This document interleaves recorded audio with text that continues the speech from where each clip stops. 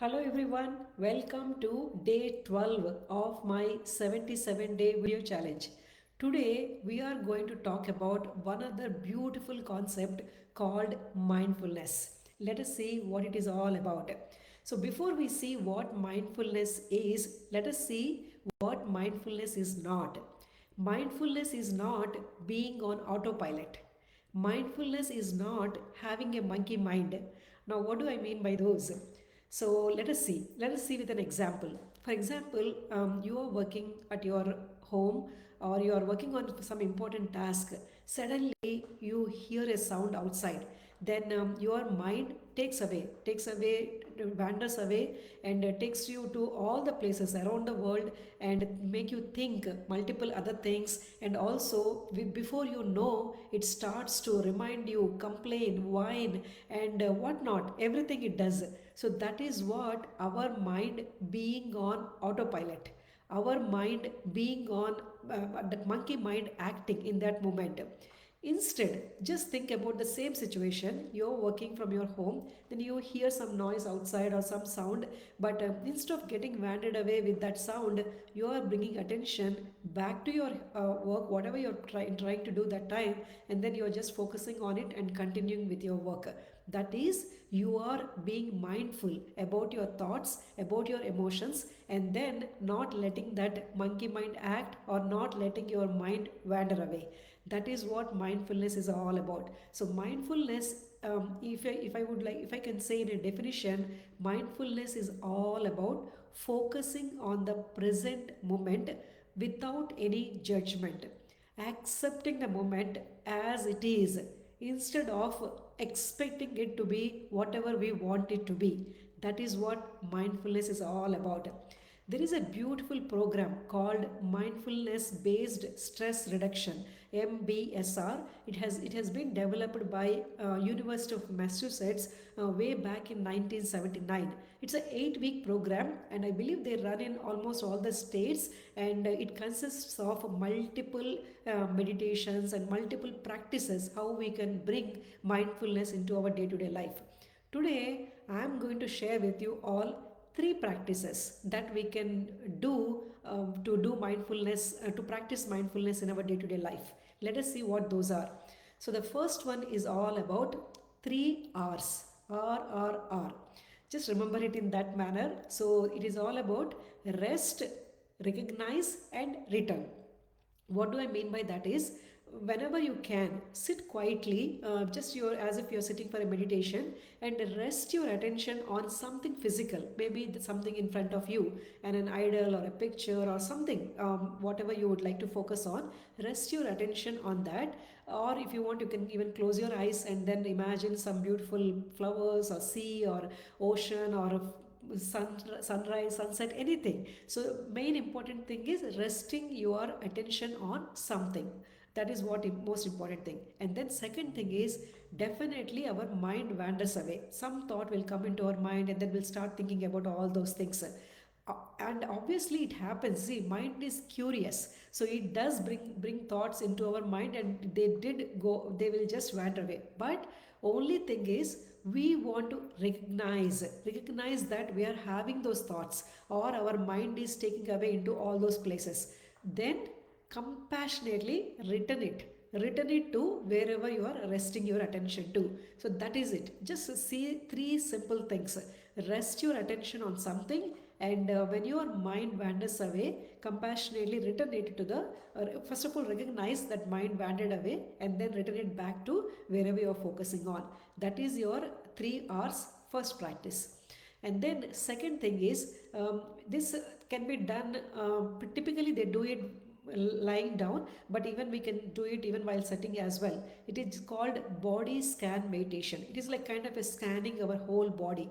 Take few minutes to see, for example, maybe scanning your body from head to toe. So maybe head, then facial muscles, our neck, chest, stomach, and then maybe our thighs, knees, then ankles and toes. So just scanning through our entire body and seeing if there is any uncomfort or discomfort in any place, or if there is any tension, that kind of things in our whole body. And if you observe something like that, just imagining like it is just going away, let it go, just relax and just think that I am relaxing, and my tension is just letting go of the tension. That is what body scan meditation is all about. That is my second thing. And now the third one is kind of it is called checking in instead of checking out. I mean, most of us, including me, like we have that practice of like checking out what's happening outside, right? Watching TV or in our phone or maybe something, always checking out. But instead of that, at times in our day, we would like to make a practice to check in and see what's happening inside, like what am I feeling right now, what is it I'm undergoing inside. So paying attention to those small sensations in our body. Am I hungry, am I thirsty, or do I want to do something now, do I need to get up, or do I need to go for a walk, whatever it is. Paying attention to those sensations in our body, because if we don't pay attention to our sensations, they will become something kind, some emotions, they will become a positive or negative emotions. If I'm hungry, if I don't pay attention to, maybe slowly I'll get restless, I will get maybe angry, or I will get anxious, whatever it is, they'll turn into emotions. And then we will have some which consequences, actions as well, which we don't want to take that kind of actions, or maybe even thoughts, or maybe saying words which we don't want to say, and all such kind of things will happen. So that's why it's important to pay attention to sensations in our body, asking ourselves, pausing and checking in and asking those questions, paying attention to what's happening in our body, paying attention to those sensations before they turn into emotions, and before those emotions turn into any actions. So that is about checking in instead of checking out. No, those are my three formal practices. Sometimes I hear, when I share this with my students or in the class, sometimes I hear we don't remember to do those things, or we don't have that extra time to do those things. It is very very understandable and very right thing as well. Sometimes we don't find time to do those things. So for those people, I have a beautiful practice which you can use to practice mindfulness. That is, instead of setting aside time to do mindfulness practice, how about bringing mindfulness into our day-to-day life itself? Like for example, we do all everything, so many things in our day-to-day life, morning from getting up, right? Maybe brushing our teeth, then taking shower, or drinking that hot cup of coffee or tea, or driving to work, and maybe after coming back, washing dishes, going on a walk. So many chores we do entire day. In those chores, instead of just being physically present there and letting our mind wander, because it takes us to all the places around the globe, though we are here doing these things, right? So instead of letting our mind wander away in those chores or in those tasks, being present for at least a few moments, observing what we are doing in that moment itself.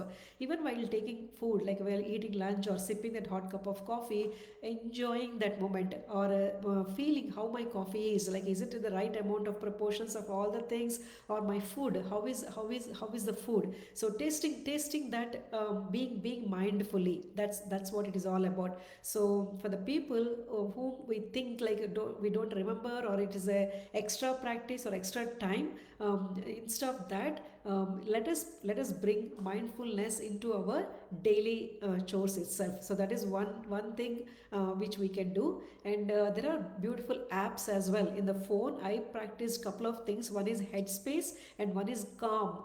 These two are very beautiful apps which I used initially way back when I started practicing mindfulness, which will help you to make it a habit in your life as well. So that is what I want to share with you all, friends.